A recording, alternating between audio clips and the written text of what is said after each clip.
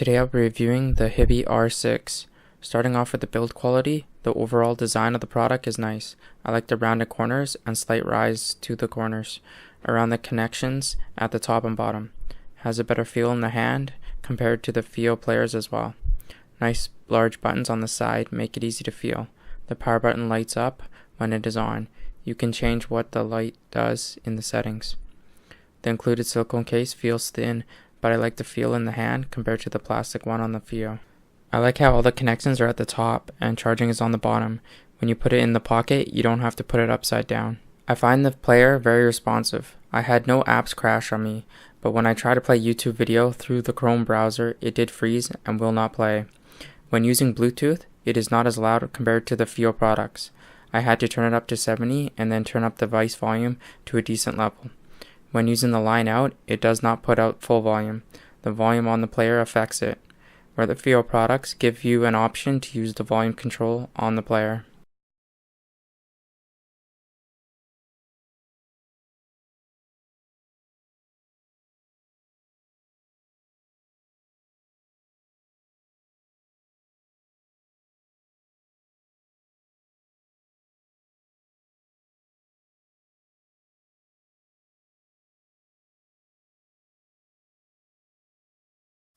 Testing was done using the following audio settings. Filter setting was minimum phase. Tonal or harmonics was set to reference. Starting off with the bass, I feel the bass has awesome impact, enough to be satisfied. It is not blown out of proportion. I feel the tuning is perfect to my ears. When I plug in different headphones, the bass is always solid. Using the Q701, the bass on most of my devices make it sound lacking, but not with this player. But then switching to IEMs, it doesn't make the bass sound bloated or enhanced in the bass.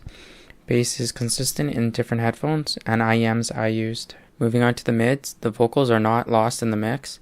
I think the wide soundstage helps with that. I feel I'm able to hear the words clearer even when there is a lot going on. I find the treble and the soundstage go well together here. I find that the treble is pleasing. I find it does what your headphones are capable of, nothing more or nothing less. I feel that the soundstage is the best part of this player. When I first heard it, I thought it gave a bit of a 3D effect. Placement of the instruments are good, the best I've heard so far.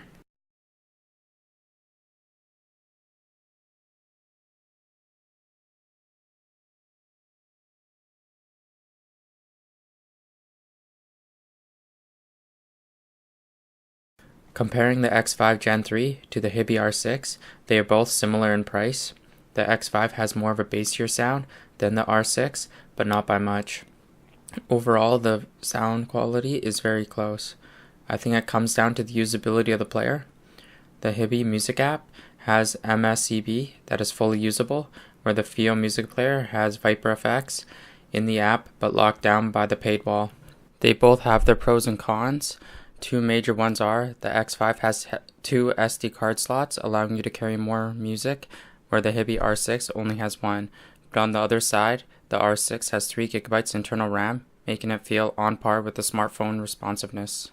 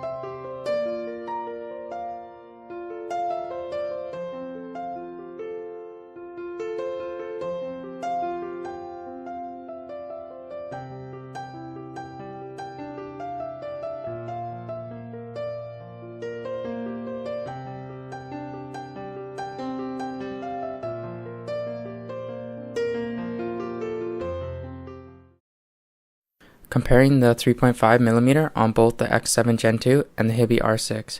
The X7 is using the AM3 Plus module. The Hiby R6 has more spread out sound, where the X7 Gen 2 is closer in. The X7 has added bass, is nice for rap music, but can affect the jazz and low-end frequency instruments like a piano or cello. In the treble, at times I hear more detail on the Hiby R6 compared to the X7 Gen 2. Comparing the X7 Gen 2 balance 2.5mm versus the Hiby R6 balance, both sound similar. I think that the Hiby R6 has a slight wider soundstage. The Fiio X7 has more heavier bass / sub bass. Listening to Daft Punk, Lucky, file is 96K 24-bit. I prefer the bass on the R6, it is smoother, where the X7 sounds muddier in comparison. Overall, both are good players. The X7 Gen 2 is a lot more money, but offers more flexibility with the removable amp module. On all three players, it is tough to choose based on sound quality alone. I prefer the Hiby R6 over the Fiio X5 Gen 3, but when it comes to the X7 Gen 2, it varies on what you are looking for in a player.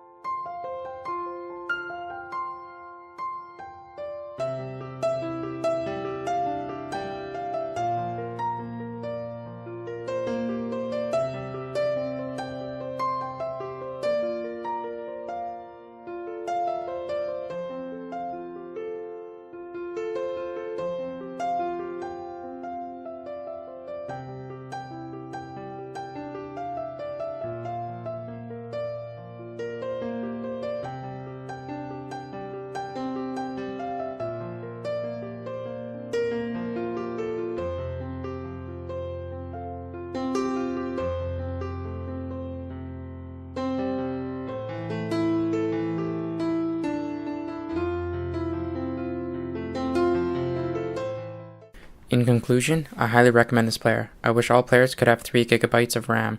It does help with the everyday tasks. I wish it had 2 SD card slots as well.